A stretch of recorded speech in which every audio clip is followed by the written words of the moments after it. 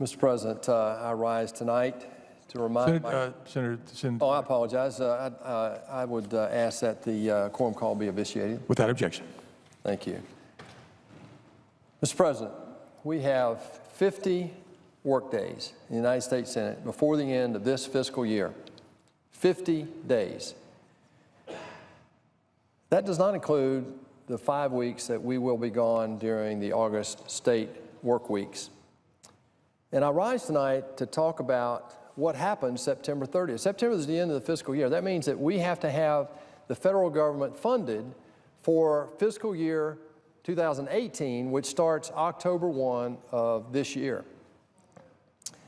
Like most years, as a matter of fact, like every year since 1980, the federal government will probably not be funded by the end of this fiscal year in the manner that it was supposed to be according to the law that was done in 1974, the Budget Act of 1974. In the last 43 years, the federal government's only been funded 4 times according to that bill. We've used 178 continuing resolutions and therefore ongoing omnibuses and so forth, where 6 people get in a room basically and decide how we're going to spend $1 trillion. Now, Mr. President, this is the only enterprise I can find anywhere in the world that funds its operations this way. The problem is that we have a system that is absolutely, totally broken. It's a fraud that's being perpetrated on the American people. We've been asked now, between now and September 30th, this is the way the budget process works. And by the way, we should have started this back in January, but we couldn't do it because we were working on the FY17 budget to do reconciliation so we could work on health care. And now we're going to, when that gets done, we'll do a budget for 18, we'll do a reconciliation and hopefully do a tax package behind that. But wrapped up in all of that, here comes September 30th and 50 work days from today to fund the federal government.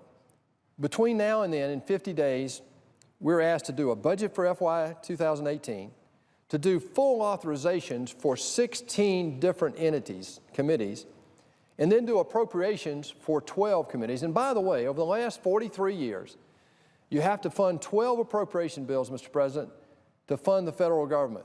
It was 13 appropriation bills up until around 2000. Since then, it's been 12. But of those 12, the average number of appropriation bills that this body has appropriated each year is 2.5.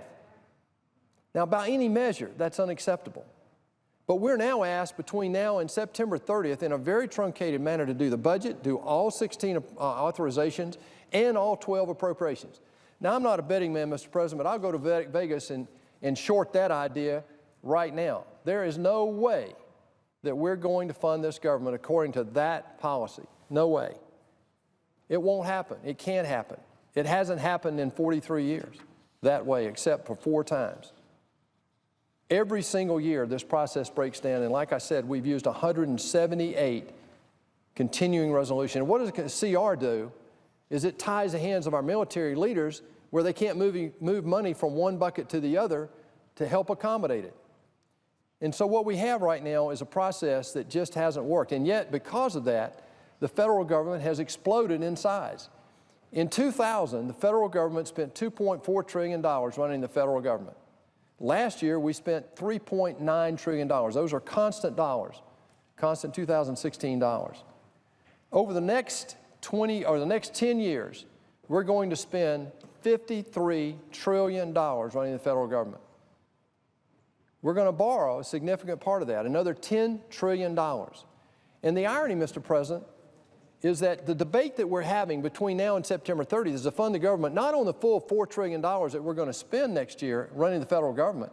We're going to have this debate only about $1.1 trillion, the discretionary side of the budget. Well, if you do the math, in the last 8 years, and oh, by the way, in the next 10 years, according to the current CBO baseline budget, we've borrowed over 30% of what we spend as a federal government. Well, discretionary spending over the next 10 years is going to be less than that. So what that means is over the last 8 years and over the next 10 years, every dime that we've spent on discretionary spending has by definition been borrowed. There is no other way to look at it. That means that every dime that we've spent for our military, which is about $600 billion today, every dime we spend on our VA, which is a little less than $200 billion, and every dime we spend on all other domestic expenditures, including health care, by the way, comes to $1.1 trillion. Every dime of that today is borrowed money. That means we have to go to China and the rest of the world to fund all of our discretionary spending. Now, by anybody's estimate, conservative, liberal, whatever, that's not acceptable. Here's why it's not acceptable. It cannot be sustained over a long period of time. And yet, we're sitting here with a budget today that goes for the next 10 years that says we're going to continue operating business as usual and add another $10 trillion to this already burdensome debt of $20 trillion. The debt crisis and the budget problem are interlinked, Mr. President. There's no way that we can solve the debt crisis unless and until we solve the budget process. The difficulty comes in trying to align the prospects within the process itself of getting to a determination. Right now, the budget process doesn't work for this very reason. The budget itself is not a law. It's a resolution, which means the majority party can cram down the throat of the minority its version of a political budget. That's all it is. Then you go to an authorization process. The authorization process today, we have over $310 billion of federal expenditures that are not authorized, including the State Department. Last year, we didn't even do an authorization for our military. And even then, after passing the appropriation bill in the Armed Services Committee 30-0, we could not get that bill on the floor of the Senate. We tried 6 times, so that it was not authorized or appropriated last year, but got wrapped up in an omnibus. And that same thing will more than likely happen this year. This can be fixed, Mr. President. It's not that difficult. Several of us have been working behind the scenes looking at other best practices around the world, other countries, companies, and even states, and looked at best practices. And what we found was nobody else tries to fund their government or their enterprise the way we try to fund the federal government. This goes back to Article 1 and Article 2 of our Constitution. Article 1 said that funding the federal government was the responsibility of Congress. And yet we've absconded with that. The 21 Act that created the Office of Management and Budget went well beyond what I think is called for in the original Constitution. So what we're looking at today is a legislative underreach and an executive overreach relative to funding the government out of necessity because of the dysfunction right here in the United States Senate relative to how we fund our government. There's no question that we will not fund this government without a continuing resolution and/or an omnibus come September 30th. The fix is not that unreasonable, Mr. President. All we need is a politically neutral platform that brings all expenses into the budget process, all $4 trillion today. That would include discretionary and mandatory, and that the budget become a law, which means that we have to get bipartisan support for the budget. And then lastly, if we don't get the budget done by a certain date and we don't fund the government by the end of the fiscal year, then severe consequences are borne by the people who have the responsibility to fund the government. That's the United States Senate, the United States House of Representatives, and the parts of the people in the administration who are responsible for their part of it. It's not that complicated. Many other countries do it. Most other countries do it. And in fact, in some countries, if they don't fund the government by the end of their fiscal year, their constitutions actually say that the government gets disbanded and they have an election. Well, that's not what I'm calling for here. I don't think we have to go to do anything that severely. But there are colleagues of mine right here in this body on both sides who have contributed. Senator Whitehouse, Senator Enzi, Senator Corker, Langford, Tillis, Ernst, Round, Sullivan, Daines, and others who are weighing in on this. Governors who have executive experience running large financial enterprises at the state level have come into this body and bring enormous wealth of experience about how to get this done. My argument, Mr. President, is right now, during this period of dysfunctionality, when we see firsthand the reality of not being able to take care of domestic needs, military needs, or any other discretionary enterprises that we want to fund because of our own budgeting intransigence, I can find no other time better than what we have right now to raise the question on both sides of the aisle. This is not a partisan conversation. Both sides are guilty. But let's come up with a politically neutral platform that would allow both sides during the budget process to talk about tax increase, tax expenditures, spending cuts, all spending that we have, all the responsibility we have in the federal government or in the Congress of funding the federal government. Why not? We have one suggestion that says, pick a time in the future. Decide what percentage of your GDP should be covered by debt, no more than that, and have a limit on that. And then pick a roadmap back from that point in time to today with guardrails around that. That suggestion comes from the other side of the aisle, and I applaud that suggestion. And I think it's very workable. I think we can find ways to make all of this work. This should not be a partisan conversation, Mr. President. I sit on the Armed Services Committee. I sat on Foreign Relations the last 2 years, and both those committees are really very strong bipartisan efforts by every member. That's what's needed here. And yet the Budget Committee, ironically, is one of the most partisan committees. And the reason it is because of the law itself, because the budget is not a law, it is a resolution.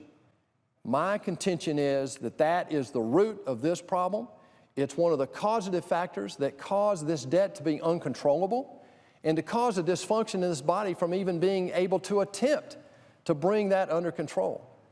The solution is not just taxing more, it's not just spending more, it's not just growing more. The problem is much bigger than that. The debt problem will never be solved unless and until we solve this budgeting process. Mr. President, as we close in the next 50 days, as we check off every single day, I want my colleagues in here to be reminded of what we're going to have to do to fund the government come October 1.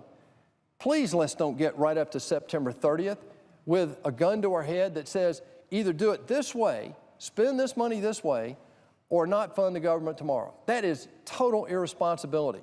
Just like I believe this budget process is a fraud perpetrated by Washington on the people of America, and it's not honest relative to what we have to face up to in terms of our responsibilities.